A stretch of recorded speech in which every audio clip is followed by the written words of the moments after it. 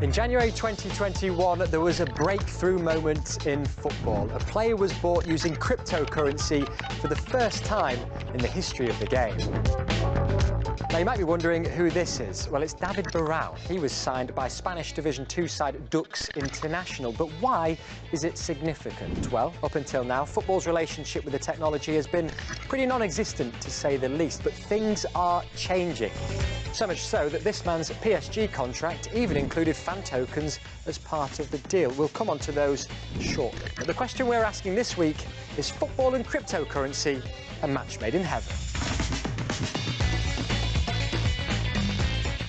Hello there, I'm Sam Ashu and welcome to Football Now from Doha. Now let's take you back to 2015 when Bitcoin was just a mere buzzword that you'd probably see pop up on social media every so often. But it was also the year that goalkeeper David De Gea came within just minutes of joining Spanish giants Real Madrid. The reason he didn't? The fax machine was just too slow. Unbelievable, I know. But what if he was bought using cryptocurrency then? Honestly, he'd probably still be at the Bernabeu now. But what exactly is Bitcoin itself? A cryptocurrency is essentially like any other type of currency. It's a medium of exchange. The main difference being that it's created digitally. It's created through a process of cryptography, which is essentially the art of knitting together different pieces of code. So how might this impact football then? Well, Italian Serie C side Rimini FC became the first club to be sold using it after 25% of their stake was purchased using Quantcoin. AZ Alkmaar became the first Dutch club to pay its players in Bitcoin, whilst Premier League Watford have even got a logo on their shirt. What cryptocurrencies allow sports organisations to do is to build value, create value, and capture that value in a fairly unique way. Meanwhile, another David thinks it's all just one big marketing ploy. I'm not sure how much is actually a growing thing as a heavily marketed thing. Those aren't the same thing. People have been trying to push this for about 4 years now, where they'll sell some token as a sort of fan club ticket or like supermarket loyalty points for a football club. And they say it's all very crypto, it's very technological, we don't understand it, but it's very cool. So that's all marketing. I would say don't believe the hype. So then we know that not many clubs have dabbled in the world of buying and selling using crypto as currency and not the traditional bank transfer. But what about the other side of crypto, fan tokens? Well, this is the man leading the charge in football. Hi, my name is Alex Dreyfus and I'm the CEO of Socios.com.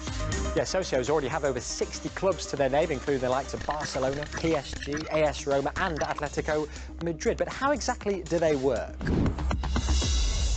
Socios.com was created 3.5 years ago, and we came up with this idea by working and talking with a sports team and football club especially, because 99.9% of their fans are not in the stadium, not in the city, and sometimes not even in the country of the team at all. The question was, what can we create for teams and sports teams that can help them to engage and monetize their fan base? Socios describes itself as the fan influence platform, giving supporters the opportunity to put their opinions across on club matters. We believe that fan tokens and digital assets in general is gonna definitely, maybe not change football, but it's gonna be part of this disruption that is needed to actually make sports and football a little bit closer to the fans.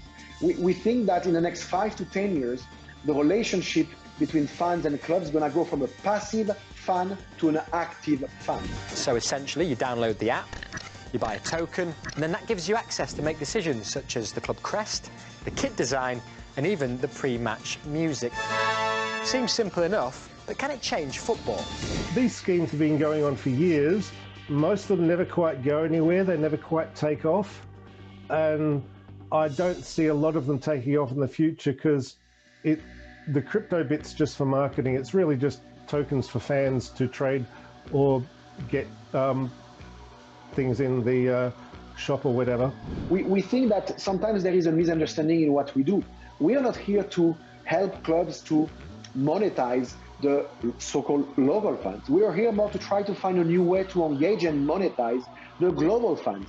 It's not about being good or bad, it's just what happened. Finally then, what is this three-letter word that we all keep hearing about then? NFTs. Well, NFT stands for non-fungible tokens. This is a digital asset. For example, you can buy a video of a sporting moment. You at home could literally own Lionel Messi's first ever goal. Might be a bit pricey though. There could also be a digital piece of artwork like this from Manchester City. Or you can even get your hands on a digital trading card. For example, a one-of-a-kind Cristiano Ronaldo one recently sold for as much as $290,000. Look, crypto might be complex, it might be volatile, but it is here to stay. And if the current trends are anything to go by, we're set for a future of Bitcoin wages, decisions from fans on apps, and even virtual card trading. But most importantly, what do you think at home?